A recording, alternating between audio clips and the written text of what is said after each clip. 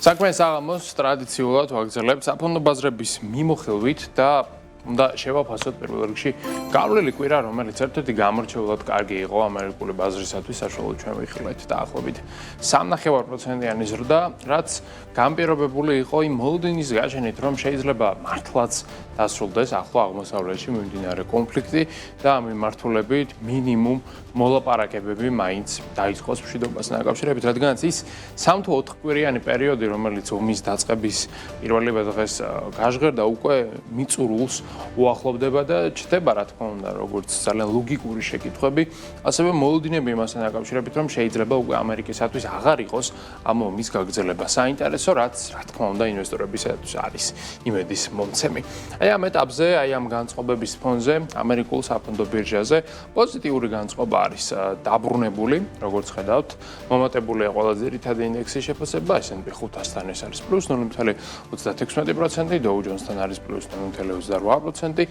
NASDAQ-ის შემთხვევაში კი მატების მაჩვენებელი არის დაახლოებით 0.5% და საერთო ჯამში ამერიკა დღეს გამოიყურება მშვენივრად, კომპანიებსაც თუ გადავალთ თვალს, რამდენიმე მათგანს გამორჩეულად კარგი შედეგები აქვს, მაგალითად Apple და Amazon-ი +1.5%-ს აფიქსირებენ, გაზრდილია Google-იც, ასევე მშვენიერი შედეგი აქვს TSMC-საც, Meta-საც და Berkshire Hathaway-საც. ერთადერთი კომპანია, რომელიც ბოლო პერიოდში რაღაცნაირად ჩამორჩება ყველა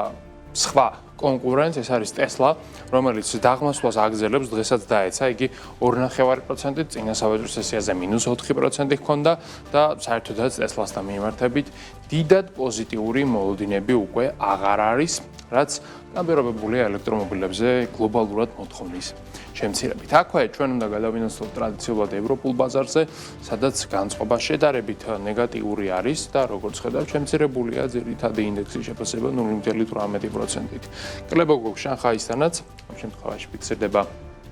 დაახლოებით -1%, აი ნიკეის ინდექსს რაც შეეხება, ის არის გაზრდილი დაახლოებით 0.5%-ით. აქვე ტრადიციულად უნდა ვისაუბროთ ენერგეტიკულ ბირჟაზე, სადაც დღის განმავლობაში ფაქტობრივად ცვლილება არ ყოფილა, როგორც ხედავთ, ბრენტის ტიპის ნავთობის ფასი ისევ და ისევ $109 ფარგლებშია, WTI $111 ვაჭრება, თუმცა თუ წლის დასაწყისიდან დღემდე პერიოდს დავაკვირდებით, ნახავთ, რომ მატება საშუალოდ გვაქვს ლამის 80%, ძალიან მკვეთრად არის გაძვირებული ნავთობი. ასევე თითქმის 75%-ით ამომატებული ბუნებრივი არის ღირებულება მსოფლიოს მასშტაბით, თუმცა ერთკვირიან პერიოდში -9% ფიქსირდება ამ ეტაპზე და მეგავატი საათი ენერგიის ფასი ევროპის მასშტაბით შეადგენს 50 ევროს. რაც შეეხება ოქროსა და ვერცხლს, მათი შეფასება დღეს მცირედით არის, როგორც ხედავთ, დაკლებული და ოქროს ფასი უნციაზე შეადგენს $4.663, რაც ერთ თვეში არის -9%, ხოლო ვერცხლთან უკვე ერთ თვეში კორექციის მაჩვენებელი შეადგენს დაახლოებით 16.5%-ს. არასახარბიელო შედეგი აქვს ბოლო პერიოდში ორთავე ძვირფას მეტალს, თუმცა თუ ამ მეტალებში ინვესტიცია ერთი წლით ადრე განახორციელეთ, მაშინ მაინც ძალიან პოზიტიური შედეგი გექნებათ დღევანდელი მოცემულობით, ვინაიდან ერთ წლიან პერიოდში ოქროს აქვს, როგორც ხედავთ, დაახლოებით 47%-იანი ზრდა, ხოლო ვერცხლს აქვს +142% დაახლოებით. აქვე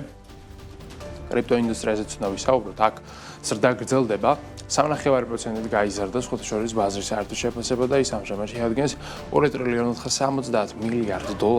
ბიტკოინის ფასი არის 70,200 ფარგლებში, ეთერიუმი კი დაახლოებით $2,100 ივაჭრება, მატება საშუალოდ არის დაახლოებით 5% კაპიტალიზაციის შემთხვევაში.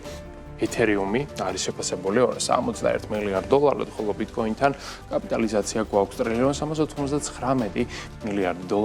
NASDAQ-ის ინდექსის ზრდის ფონზე, როგორც წესი, კრიპტობირჟა იცვლება, იზრდება, უფრო პოზიტიურად გამოიყურება და ეს დინამიკა ახლაც შესამჩნევია, რადგანაც როგორც ხედავთ, ჩარტი ბოლო პერიოდში ფაქტობრივად ვერტიკალურად გამოიყურება, რადგანაც უკვე ტრეიდერებს აქვთ მოლოდინი იმისა, რომ შეიძლება ომი მართლაც დასრულდეს და ბოლოს აქვე უნდა ვისაუბროთ ჩვენს ეროვნულ ვალუტაზეც, რომლის გასვლითი კურსიც ბოლო პერიოდში არის გამყარებული დოლართან მიმართებით და ის ამჟამად შეადგენს 2.69-ს. ევროს კურსი არის 3.11, ხოლო სტერლინგის კურსი არის 3.57.